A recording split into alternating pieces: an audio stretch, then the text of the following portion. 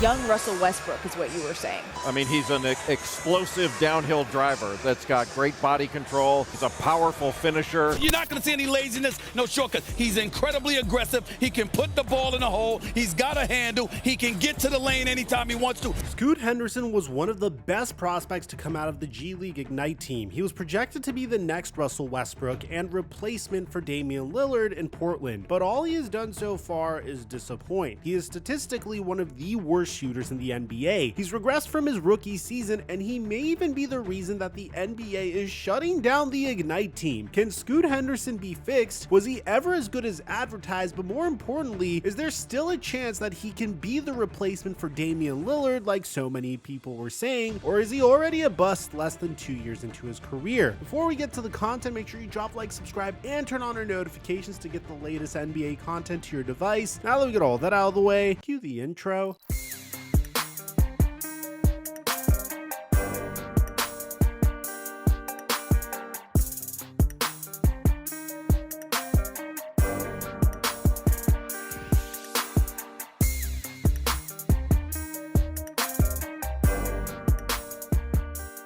Today's sponsor really hits home with me. Have you ever Googled yourself, a family member, or a loved one and been shocked by how much personal info that is out there about you? Maybe it was an old address, phone number, or in my case, someone is actually guessing what my net worth is on the internet, which caused myself and my mom and dad to freak out because this isn't information that we really want out there, which is why today's sponsor, Aura, is so important. Aura will help you remove personal information from data brokers and people search sites that can sell your info to identity thieves, scammers, and more. They have a VPN that protects your internet connection with military-grade encryption, and it also blocks known scam and phishing sites for added protection. With over 100 plus virtual locations, you can access global content safely, whether at home or on the go. Your data is safeguarded using the same security standards as banks and the military, plus Aura will never sell your data to third parties. Aura is not only really important, but they're willing to give you a 14-day trial so you could see if any of your data has been exposed. Just go to aura.com/flightmike for a free 14-day trial. That's aura.com/flightmike for a free 14-day trial to make sure you are protected against scammers and people trying to steal your information. And thank you, Aura, for today's sponsor. Mic check 1 2 1 2. What's going on, everybody? Damian Lillard and Scoot Henderson couldn't have been any different in regards to the start of their NBA careers. In the case of Damian Lillard, he entered the NBA relatively late for that era, leaving Weber State after a 4-year collegiate career there and entering the NBA as a 22-year-old. Damian Lillard's age was a huge cause for concern throughout the pre-draft process, but ultimately it ended up being the greatest pick in Portland Trail Blazers history since Brandon Roy. Damian Lillard immediately exploded all over the NBA.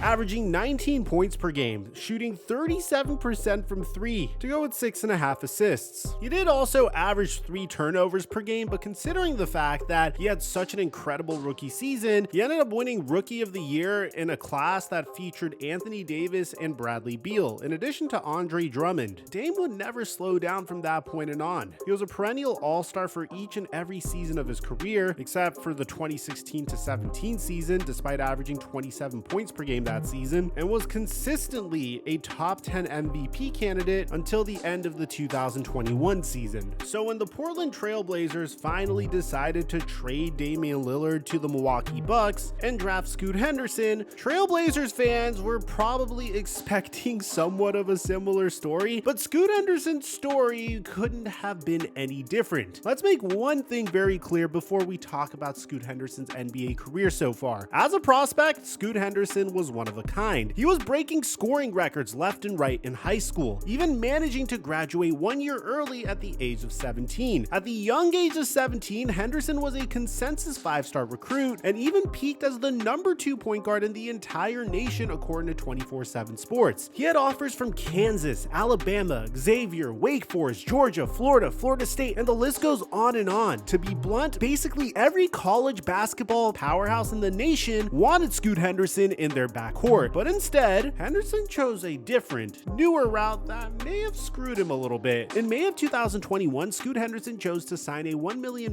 contract to play for the G League's Ignite team, and he had the purest intentions when he did this. My main goal was to get to the NBA, and the fact that I can be one step closer, it was just a big factor in me going to the G League instead of college. It's just my path. This is what I wanted, and I want to compete at the highest level. In case you were unaware, the G League Ignite team was a team in the G League designed to help develop young players for the NBA. Keyword is was, and this story will come a little later. Its main goal was to provide a better developmental path for NBA prospects while also being able to compensate them. But there were multiple problems with this, one of them being that once prospects signed that contract and agreed to payment for their services, they lose their amateur status. What this means is that they are no longer eligible to play college basketball. For this reason, during the Ignite's inaugural season, no high schooler chose to sign with the Ignite team. However, a year later, the NBA promised higher paying contracts and more incentives to play for the Ignite team, and soon after, the #1 prospect in 2020, Jalen Green, would sign with the team. Now, this was huge for the Ignite because it signaled that the Ignite were for elite prospects, which was a huge part of why a 17-year-old Scoot Henderson signed with the team. I mean, just imagine making a life-changing amount of money straight out of high school. This was before the NIL era really took off, so I don't blame Scoot Henderson at all whatsoever, especially because when he did get to the Ignite, he was a star in the making. From 2021 to 2023, Scoot played 29 games with the Ignite, scoring over 15 points, 5 boards, and 6 assists per game. There was just one problem though. He was still shooting a mediocre 44% from the field and an even worse 26% from 3. But still, entering the NBA draft in 2023, analysts still viewed him as an elite guard prospect. Sure, he was an inconsistent 3-ball shooter, but he had an incredible ability to drive to the basket while still having elite vision. Henderson was getting compared to a prime Derrick Rose and Russell Westbrook, and if he could achieve his potential, then he was hands down a potential future MVP. This kid is a power point guard, similar to Derrick Rose, who was an MVP with the Chicago Bulls back in the day. Scoot Henderson have a lot of the same ability, also similar to Russell Westbrook, that athleticism, that where he can play above the rim. Obviously, he needs to improve his outside jump shot, but when he gets downhill and plays through contact, he gets a lot of those old-fashioned three-point plays. For those reasons, the Portland Trail Blazers really didn't have much of a choice but to select Scoot Henderson, #3 overall, in the 2023 NBA draft. And he wasn't just selected to help lead the franchise forward into the future, he was selected for way more. You see, at this point in time, the Blazers were rumored to be trading franchise guard Damian Lillard, but those rumors weren't confirmed until the Trail Blazers decided to take the #1 overall point guard in the entire draft, Scoot Henderson. You're not going to see any laziness, no shortcut. He's incredibly aggressive. He can put the ball in the hole. He's got a handle. He can get to the lane anytime he wants to. As far as I'm concerned, the end of Damian Lillard is coming in Portland because you know what? That guy is 6'2". You know he needs the ball in his hands, and I think that's why they drafted him, because they know that Damian Lillard is probably going to move on from Damian Lillard. It was time for Scoot Henderson to show the world what he was made of. He was meticulously developed by NBA scouts and coaches with the Ignite for 2 years, and if everything went according to plan, and the Ignite held up their side of the bargain, then they should have molded him into the perfect prototypical NBA point guard by this point, right? Well, there was just one problem, but to this day, we still don't know who or what caused that problem. During Scoot Henderson's rookie season, one thing was clear. His passing ability translated to the NBA level, but he was terribly inefficient. In fact, during the 2023-24 NBA season, Scoot Henderson had the worst effective field goal percentage in the entire league by almost 3%. He was shooting 38% from the field in his rookie year. The term shot chucker gets thrown around a lot in the NBA, but I think the term most accurately describes how Scoot Henderson plays basketball. For reference, in his rookie season, he averaged just 2 less turnovers than shots made. This made zero sense to NBA fans. The Ignite team was handcrafted to help develop prospects into the exact player NBA teams had wanted, and so far, they had some proof that that was possible. Just a few years prior, Jalen Green was drafted 2nd overall and finished 4th in Rookie of the Year voting. Green would develop into a perennial 20 points per game scorer by year 2. Sure, Scoot Henderson wasn't as good of a shooter as Jalen Green, but he was a true point guard who could drive to the basket at will and spread the ball all over the court. Why wasn't he able to play NBA basketball at a high level despite playing G League basketball at a high level? The answer at that point was still unclear. And going into the 2024-25 season, there was reason to believe that Scoot Henderson could still develop and become the point guard that many people thought he can be. And all of that went into the window during NBA Media Day, where Scoot Henderson went viral for looking like this. What do you look back on about your rookie season and kind of what you learned from it? I look back at the food, the good food that I had. Yeah, a lot of the food, and then, what I've learned from it. I mean, viral media day clips aside, fans were very optimistic about Scoot Henderson's potential going into year 2. There's been a lot of players that have had terrible rookie seasons who would put it together in year 2 to become successful. A comparison to De'Aaron Fox and Darius Garland in their rookie seasons. Scoot Henderson averaged more points, rebounds, assists, shot a little bit worse from the field, was in the middle of those two from the 3-point line, middle of those two from the free throw line. In terms of the advanced numbers, was basically right there with Darius Garland.